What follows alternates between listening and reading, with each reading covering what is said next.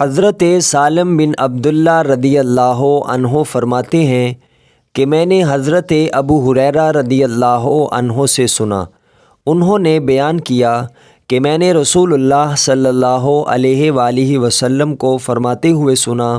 آپ صلی اللہ علیہ وآلہ وسلم نے فرمایا، میری تمام امت کو معاف کیا جائے گا سوائے گناہوں کو کھلم کھلا کرنے والوں کے، اور گناہوں کو کھلم کھلا کرنے میں یہ بھی شامل ہے کہ ایک شخص رات کو کوئی گناہ کا کام کرے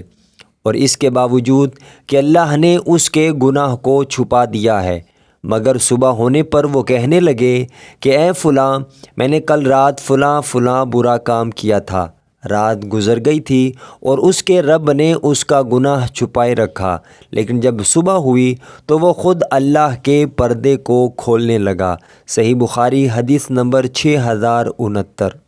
حضرت ابن عمر رضی اللہ عنہ سے روایت ہے کہ رسول اکرم صلی اللہ علیہ وآلہ وسلم نے فرمایا، سب سے بدترین جھوٹ یہ ہے کہ انسان خواب میں ایسی چیز کو دیکھنے کا دعویٰ کرے جو اس کی آنکھوں نے نہ دیکھی ہو۔ صحیح بخاری حدیث نمبر 7043۔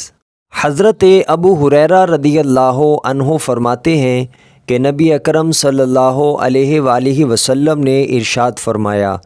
تم قیامت کے دن اللہ کے ہاں اس شخص کو سب سے بدتر پاؤ گے جو کچھ لوگوں کے سامنے ایک رخ سے آتا ہے اور دوسروں کے سامنے دوسرے رخ سے جاتا ہے۔ صحیح بخاری حدیث نمبر 6058۔